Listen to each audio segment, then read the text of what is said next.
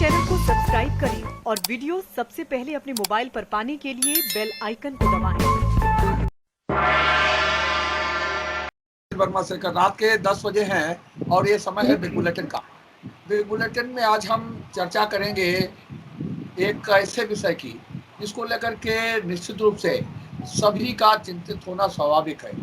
जो वरिष्ठ अधिकारी हैं शहर के इस जनपद के, उन्हें जान से मारने की धमकियां मिल रही हैं और इसको लेकर के निश्चित रूप से काम प्रभावित हुआ है और बिल्कुल जाहिर सी बात है कि अगर किसी को इस तरह की धमकी मिलती है तो मनोबल गिरता है, उत्साह कम होता है काम करने का। स्टेट अशोक कुमार मौर्य एक तेज तर्रार अधिकारी हैं।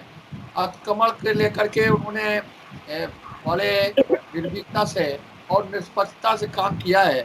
जो रोडवेज पर कई दशकों पुराना अतिक्रमण था उसे हटवाया है और इसके अलावा शहर में कई चक्र में कई राउंड में अतिक्रमण विरोधी अभियान चला है।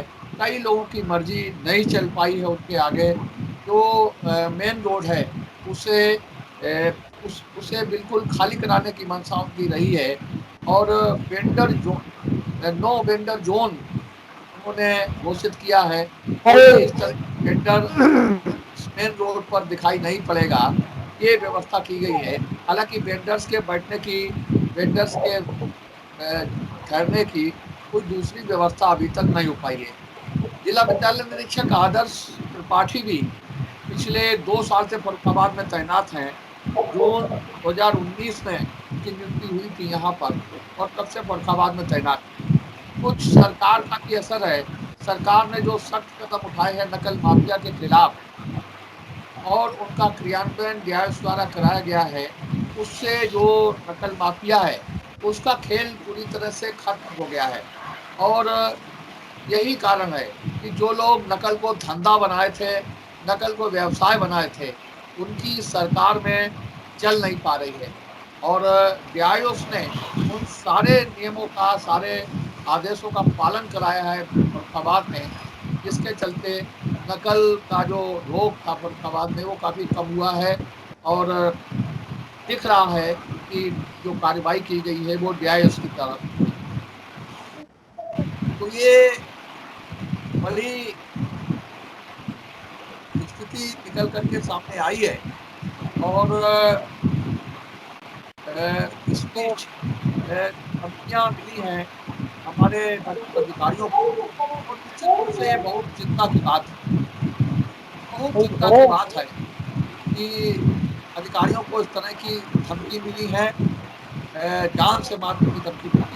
क्योंकि मजिस्ट्रेट के पास धमकी आई है, फोन आया है, फोन से धमकी मिली है कि आप काम करने की शैली बदल दीजिए। या उसके पास साधारण डाक से पत्र आया है और उसमें ये लिखा गया है कि जो शैली है आपकी अच्छा है, उचित हो कि आप अपना जल्द से जल्द यहाँ से ट्रांसफर करवा लें। ये पत्र आए हैं, जाहिर है बहुत चिंता की बात है। जब अधिकारी ही सुरक्षित नहीं होंगे तो कैसे चलेगा प्रशासन, कैसे चलेगी बात, ये सब देखने वाली बात है।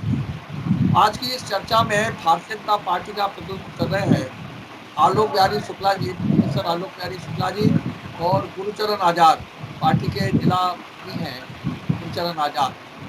कांग्रेस से राजेंद्र नारायण मिश्रा जी हैं, पार्टी के मीडिया प्रभारी हैं और वरुण त्रिपाठी हैं, वो कांग्रेस के उपाध्यक्ष हैं। इसके अलावा समाजवादी पार्टी से राधेश्याम है, पार्टी के युवा नेता हैं और कायमगंज विधानसभा क्षेत्र के अध्यक्ष अनिल गंगवार जी, ये बड़ा मंडल आज में जुड़ रहा है। हम शुरुआत अनिल गंगवार जी आज आपसे करेंगे। आप जो हमने चिंता व्यक्त की है कि अधिकारी ही सुरक्षित नहीं है, जो असामाजिक तत्व हैं उनके हौसले इतने बड़े हुए हैं कि वे फोन करके और चिट्ठी भेज करके अधिकारियों को धमकी दे रहे हैं। तो क्या उम्मीद की जाए इस सरकार में कानून व्यवस्था की स्थिति खराब हो रही है, जो असामाजिक तत्व हैं उनके हौसले बहुत बड़े हुए हैं। देखिए शेखर भाई, जो वर्तमान में सरकार है वो तो ये कह रही है कि हमारा डंडा इतना सख्त है कि अच्छे अच्छे अपराधियों को हम पानी पिला रहे हैं, लेकिन फर्रुखाबाद में जो मौर्य जी हैं, जिन्होंने बहुत अच्छा काम किया है कि बरसों से रोडवेज की अतिक्रमण नहीं हट पा रहा था, और अशोक कुमार मौर्य ने आकर बड़ा ही दमदारी से उस जगह को खाली कराया है। और ऐसी एक जगह नहीं है, जिले में सैकड़ों जगह ऐसी हैं जिस पर जो है लोग आज कब्जा करे बैठे हैं। उन्हीं लोगों को ये लग रहा है कि अगर मौर्य जी यहाँ रहेंगे तो हमारा भी नंबर आने वाला है। तो ये उन्हीं में से किसी अराजक तत्व की एक जो है शरारत है। और मैं तो जो यहाँ पर हमारे भाजपा के प्रतिनिधि बैठे, क्योंकि जिले का मामला है, तुरंत ही इस पर कार्रवाई करानी चाहिए। ऐसे अपराधियों पर डंडा चलना चाहिए, जिससे कि काम करने वाले अधिकारियों का हौसला जो है कम ना हो। और जहां तक वो हमारे जिला विद्यालय निरीक्षक आदर्श कुमार त्रिपाठी का है, 2 साल से वो यहाँ काम कर रहे हैं। निश्चित रूप से देखिए, हमारे यहाँ 2 प्रकार के माफिया हैं। एक तो नकल माफिया है, जिनकी तो कमर टूट गई है। अभी एक और माफिया है शेखर भाई, मैं आपको बताना चाहता हूं कि जिले में 263 लगभग मान्यता प्राप्त विद्यालय हैं, और कम से कम इतने विद्यालय बगैर मान्यता के चल रहे हैं। वहां भी गोरख धंधा चल रहा है कि मान्यता सिर्फ हमारी प्राइमरी की है। इस पर हाई कोर्ट भी सख्त हुआ है, उसने कहा है कि बगैर मान्यता प्राप्त स्कूल नहीं चलने चाहिए, लेकिन वो आज भी कुकरमत्ते की तरह चल रहे हैं। उनको बंद कराने की सरकार ने पहल की थी, और यहां से हमारे कुछ अधिकारियों ने जो है गलत रिपोर्ट भेज दी शासन को कि हमने सब बंद करा दिए। उन्हीं में से कहीं ना कहीं कोई बात जरूर सुलग रही है, जिससे कि जिला विद्यालय निरीक्षक को धमकाने के लिए एक साधारण डाक से पत्र डाला गया है कि वो कार्रवाइयां रुक जाएं। लेकिन शासन सत्ता में बैठे हुए हमारे पुलिस अफसरों को इसका संज्ञान लेना चाहिए, और तत्काल उन लोगों को सीखों के भीतर होना चाहिए जो हमारे इन अधिकारियों को धमकाने का काम कर रहे हैं। फोन से अगर धमकी दी गई तो सर्विलांस में लगाकर उसका नंबर तुरंत पकड़ना चाहिए। और जिन्होंने ये पत्र भेजा है, वो पत्र कहां से चला है, इस पर भी जांच होनी चाहिए। अगर ऐसा नहीं होता है तो हमें लगता है कि भाजपा उन अपराधियों से मिली हुई है। राजेंद्र नाथ मिश्रा जी। शेखर भाई, बड़ी विडंबना है कि जो सरकार लॉ एंड ऑर्डर के नाम से सत्ता में आई, पिछली सरकार पर कानून व्यवस्था पर दोष लगाती थी, और उसी सरकार में अब असामाजिक तत्वों का बोलबाला है। हमारे सिटी मजिस्ट्रेट मौर्य साहब एवं जिला विद्यालय निरीक्षक व्यास महोदय दोनों निर्भीक अधिकारी हैं और अच्छी तरीके से काम करते हैं। क्योंकि मैं 35 साल से शिक्षा विभाग से जुड़ा रहा हूँ, माध्यमिक शिक्षा में सर्विस करता रहा हूँ, मुझे अच्छा अनुभव है। और मैं इस समय एक इंटर कॉलेज का प्रबंधक भी हूँ। जिस कॉलेज में मैंने सर्विस की, मैं उसी का मैनेजर हूँ। तो व्यास महोदय जब से आए 2 साल से, बड़ी अच्छी तरीके से निरीक्षक काम करते हैं, लेकिन कहीं न कहीं असामाजिक तत्व में भयभीत करना चाहते हैं। ऐसा भी हमारे भाई हुंगवा साहब जी ने बताया, कुछ ऐसे लोग हैं जिनके खिलाफ कार्रवाई चल रही है, लंबित है, तो वो लोग उनको धमकाना चाहते हैं कि जिले से ट्रांसफर करा ले जाए और उसकी जांचें समाप्त। मैं जिला प्रशासन से अनुरोध करना चाहता हूँ, पुलिस अधीक्षक महोदय से बताना चाहता हूँ आपके माध्यम से कि जांच कराएं और हमारे ऐसे अधिकारियों को निर्भीकता से काम कर रहे हैं उनको सुरक्षा व्यवस्था दिया जाए। लेकिन कहीं न कहीं ये तो हमें मानना पड़ेगा कि सरकार का इकबाल नहीं काम कर रहा है। असामाजिक तत्व जो है सिर्फ चलकर बोल रहे हैं। ऐसा क्यों? इस सरकार को सोचना चाहिए। तो सरकार जो है कानून व्यवस्था के नाम से, लॉ एंड ऑर्डर के नाम से सत्ता में आई है, उनसे इसकी करना चाहिए कि अगर ऐसे काम करता है तो इन अधिकारियों को धमकी दे रहे हैं। जो जैसा कि मौर्य साहब का है, पर कई वर्षों से था तो नहीं हट रहा था, मौर्य साहब ने साहस दिखा के उसको हटाया, साफ कराया, और बहुत सुंदर तैयार मालूम करता है। तो ऐसे उनकी सोचने की जिम्मेदारी भी जिला प्रशासन की होना चाहिए, और जिला प्रशासन जांच कराए। और हम चाहते हैं ऐसे और सभी साथ होकर के जो ऐसे असामाजिक तत्व है उनको निश्चित रूप से दंडित किया। और त्रिपाठी जी, जिस तरीके से हमने देखा कि मजिस्ट्रेट साहब और डीआईओ श्री त्रिपाठी जी के साथ ये जो कार्य हुआ ये बहुत ही दुखद और निंदनीय है। इसके ऊपर तत्काल शासन प्रशासन को पूरी तैयारी के साथ इस पे ध्यान देना चाहिए और जिस तरीके से इन दोनों आला अधिकारियों ने शहर में एक सुचारू रूप से जो व्यवस्थाएं भंग थी उन्हें कहीं ना कहीं नियमित और जनता के प्रति समर्पित वाली भावना इन्होंने दिखाई और बहुत सारे ऐसे कार्य किए जिससे असामाजिक तत्वों को ये लगा कि साहब ये तो अधिकारी ऐसा ये मानने वाले नहीं है और ये जनता के हित में कार्य करेंगे, तो कहीं ना कहीं जो असामाजिक तत्व थे उन्होंने इन्हें कहीं ना कहीं तोड़ने का प्रयास किया। तो ये कोई छोटा मोटा मामला नहीं है, ये बहुत ही चिंताजनक मामला है कि 2 जिले के आला अधिकारी उन्हें इस तरीके की धमकी दी जाती है। इसमें कहीं ना कहीं मैं एक कांग्रेस पार्टी का एक छोटा कार्यकर्ता होने के नाते ये मांग करता हूँ जिले में आला अधिकारी इसकी तुरंत संज्ञान लें और इस दोषियों के खिलाफ कठोर कार्रवाई हो और इन्हें पूरी तरीके से सुरक्षा प्रदान की जाए। अगर इनके साथ कोई भी ऐसा कृत्य होता है तो उसके लिए सरकार पूरी तरीके से जिम्मेदार होगी। हाँ, गुरचरण आजादी।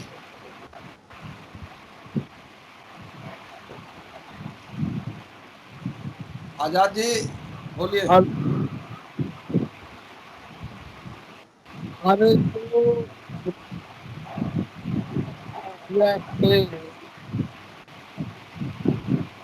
आवाज नहीं आ रही है।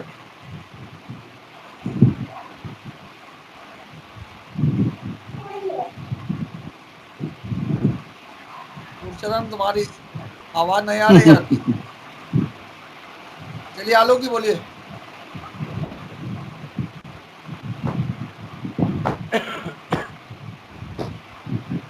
आपकी भी नहीं आ रही। हेलो, आईडियो देखिए, उसमें आईडियो देखिए, मोबाइल में नीचे आईडियो खुला है कि नहीं खुला है?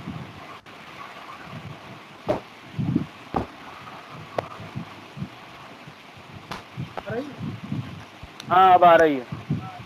अच्छा, देखिए शेखर भाई, अभी हमारे गंगवार जी कह रहे थे, हमारे वरुण जी भी कह रहे थे कि प्रशासन अपना अच्छा काम कर रहा है। अभी तक के इतिहास में रोडवेज बस स्टैंड के सामने जो बहुत सारा अतिक्रमण लोगों ने कर रखा था और जो कई वर्षों पुराना था, हमें तो अंदाजा है कि 40 साल पुराना था।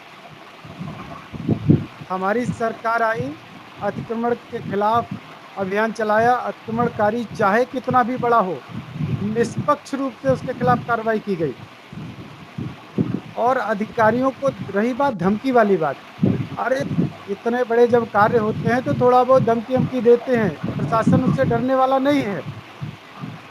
रही बात शिक्षा जगत के जो हमारे व्यास महोदय हैं, उनको जो चिट्ठी के माध्यम से धमकी दी गई, क्या हुआ उसका?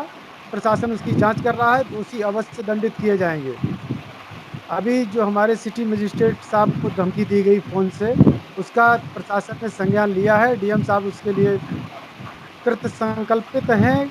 बहुत जल्द आपको इस बात की खबर मिलेगी कि उस दोषी के खिलाफ कार्रवाई हुई। हमारी सरकार अनवरत रूप से इन शिक्षा माफ आवाज रिपीट कर रहे हैं।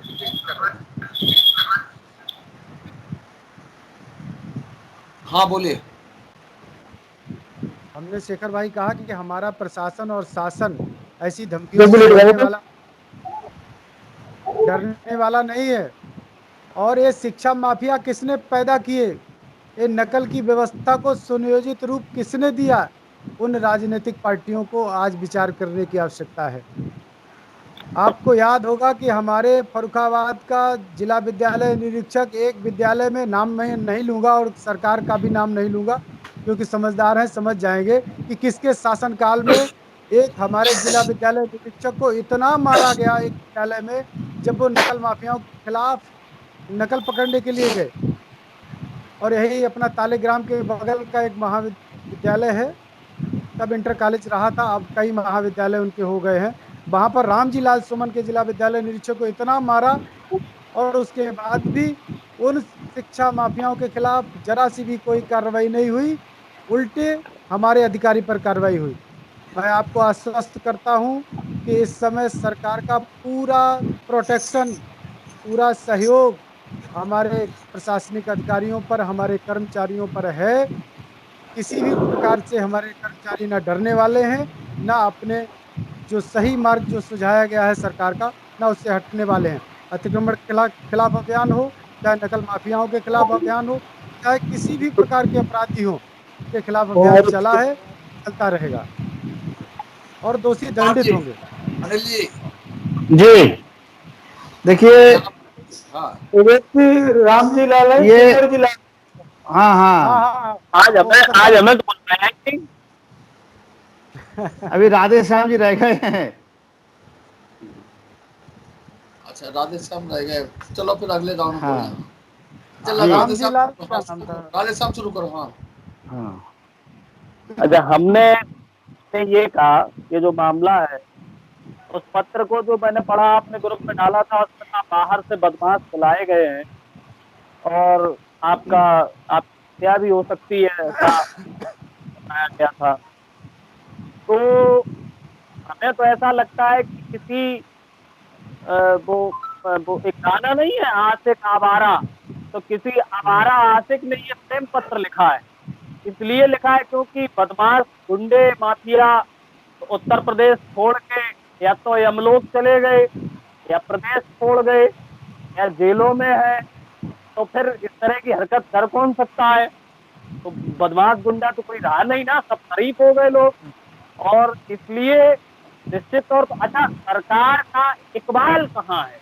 अगर किसी मजिस्ट्रेट को, जिला विद्यालय निरीक्षक को, किसी जिले के अधिकारी को अगर कोई गुंडा इस तरह के खुलेआम पत्र लिखने लगे, फोन करने लगे, तो फिर इकबाल किस बात का? हम एक छोटा सा उदाहरण देना चाहेंगे। अधिकतर लोग जो बैठे हैं और जो सुनेंगे, वो सब ये जानते होंगे कि हमारे जितनी उम्र है उसका आधे से अधिक भाग राम सेवक जी के सहयोग में रहा है, उनके साथ रहा है। भारतीय विद्यालय के ठीक सामने, जिसमें राजेंद्र नारायण प्रसाद जी प्रबंधक हैं, उसके ठीक सामने उनका एक ट्रांसपोर्ट था। एक एक विषय जमीन में दुकान बनी हुई, उसमें उनका ट्रांसपोर्ट था, उसमें बैठते थे। अब उन्होंने जो अपना आगे मकान बना लिया, तो ट्रांसपोर्ट का भतीजा धीरज बैठता है। तो एक दिन एक कुर्सी उनकी उस दरवाजे गई, बैठ के अपने स्टेटमेंट, कुर्सी उठ गई। तो जब वो लौट के आए, तो नहीं मिली। तो उन्होंने अगल बगल के दुकानदारों को गालियां दी, और दुकान वाले को कि यहाँ आ जानी चाहिए कहीं भी हो। वो बेचारे सब दुखी मन से वहां पहुंचे रामसेवक जी के पास कि वो धीरज भैया ऐसे ऐसे कह रहे, कुर्सी हमने उठाई नहीं।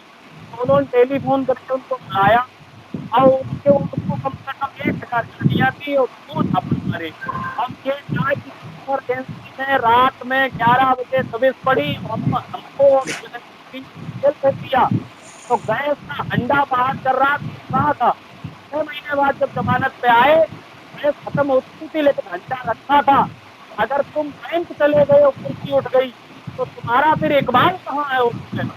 तो इसलिए इसको गालियां मत दो, तुम स्वयं में अपराधी हो, तुम्हारा इकबाल ही नहीं है। तुम सामने बैंक की तरफ गए, कुर्सी उठ गई, तो कोई लफंगा लुच्चा या कोई माफिया बदमाश किसी अफसर को इस तरह की धमकी दे, तो सरकार का इकबाल कहाँ है? ये कैसे इकबाल?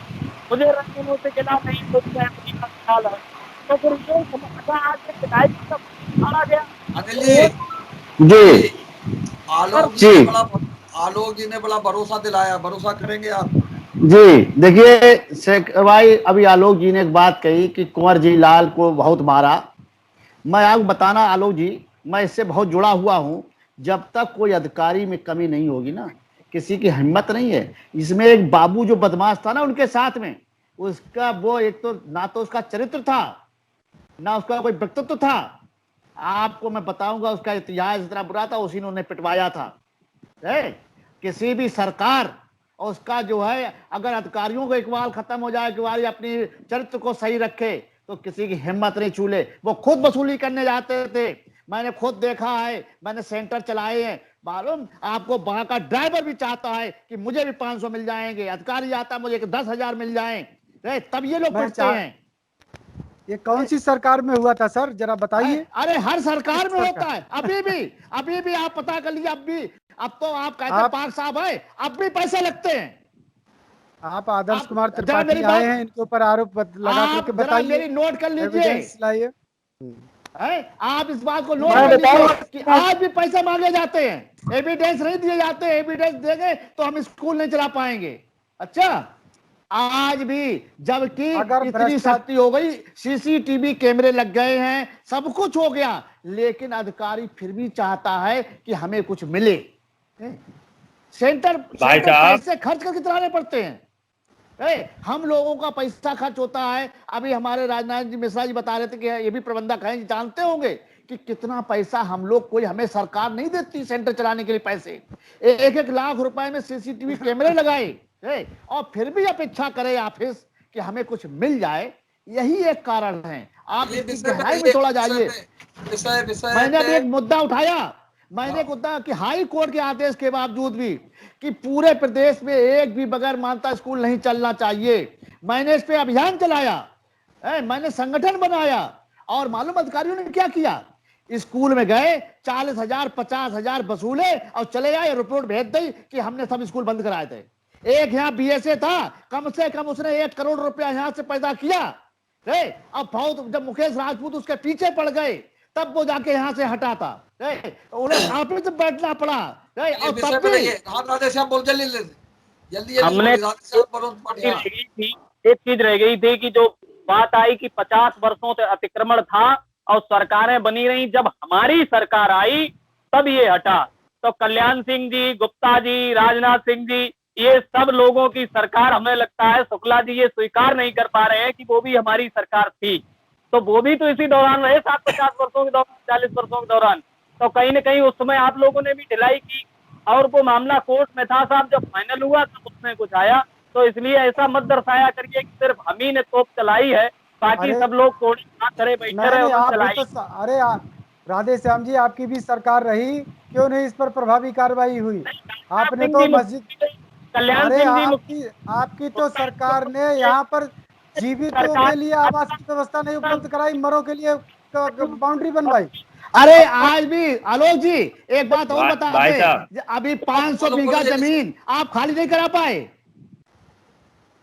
भाई साहब, हाँ बोलिए भाई साहब, इस समय वर्तमान में देखिए, ये जो आपने दोनों अधिकारियों का जो विषय उठाया, इस पे कतई मैं राजनीति नहीं करना चाहता हूं। आप सब लोग बड़े हैं, वरिष्ठ हैं, लेकिन वर्तमान में आप समझिए कि असला के नाम पे जिले में एक लाख से 1.5 लाख तक अवैध वसूली साहब हो रही है। भ्रष्टाचार चल रहे हैं, नाम तो उजागर करिए जी, आप नाम उजागर करिए, कौन ले रहा है, आप क्यों दे रहे हैं? भाई साहब, सब जानते हैं, किसी से कोई चीज नहीं छुपी हुई है। वर्तमान सरकार में 5 अपनी जान बचाना मुश्किल है आदमी को।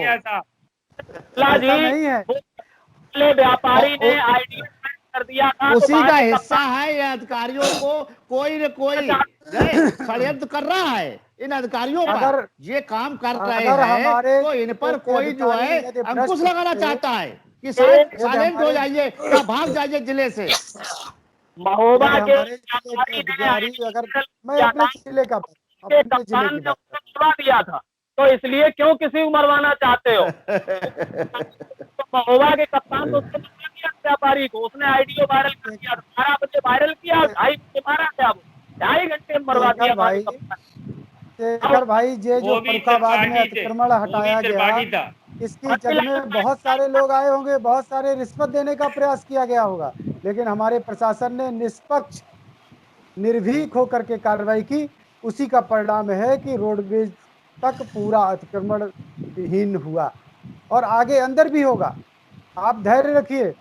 पूरा जो गुरुग्राम देवी मंदिर है, वहां तक अतिक्रमण की जद में आने वाले सभी जो स्थान है वो उनका चिन्हांकन हो चुका है, उनका ध्वस्तीकरण की प्रक्रिया शुरू होगी। यही ईमानदारी की एक मिसाल है। क्या बहुत सारी सरकारें आई, बहुत सारी सरकारों के प्रशासनिक अधिकारियों ने जब इस ध्वस्तीकरण की प्रक्रिया शुरू की। आलोक जी, ये फिल्म का हिस्सा है। जब कोई फिल्म आप देखिएगा तो गुंडे क्या करते हैं, अधिकारियों के बीवी और बच्चों को धमकाते हैं, ये वही ट्रायल है, वो किसी फिल्म का आप ये धैर्य सीन आप रखिए। समझ लीजिए। आप धैर्य रखिए, अगर एक ये सप्ताह जल्दी के नहीं अंदर, पकड़े गए अपराधी, एक सप्ताह के इनको अंदर मैं सजा आपको नहीं विश्वास मिली, दिलाता तो फिर ये आज योजना आपकी डिसमिस हो जाएगी। कल ही डीएम साहब ने इसको संज्ञान में लिया है और कहा कि हम बहुत प्रभावी तरीके से इस पर कार्रवाई करने वाले हैं। आपको एक सप्ताह के अंदर इस पर निर्णय समझ में आ जाएगा। आती है तो चलो लगाए, कोई बात नहीं, लेकिन भाजपा के प्रवक्ता कह रहे हैं कि जो अतिक्रमण हट रहा है ये ईमानदारी का प्रतीक है, तो इसका मतलब और गुप्ता जी, क्यों नहीं, राजनाथ नहीं सिंह जी क्यों की और नहीं कल्याण ईमानदारी? सिंह कह ये स्वयं भ्रष्टाचारी अरे थी, ये स्वयं स्वीकार कर रही है। हम पे अरे आरोप उस लगाए, समय सर, विपक्ष का काम है उस लगाना, समय लेकिन अपनी भैया, सरकारों को शामिल कर रहे हैं। उस समय आपका जो जनप्रतिनिधि था वो कौन था, ये आपको संज्ञान में है? द्विवेदी आपके जनपद का जो जनप्रतिनिधि था, जी, द्विवेदी जी, नहीं तो ऐसे कोई ब्रह्मदत्त द्विवेदी थे। आज भी ब्रह्मदत्त द्विवेदी का कोई भी सानी नहीं है। सबसे ज्यादा विद्युत व्यवस्था को सुदृढ़ बनाने में, यहाँ तो फर्रुखाबाद में बड़ी बिगड़ी हुई व्यवस्थाएं थी। उन पर कोई आरोप नहीं लगाया।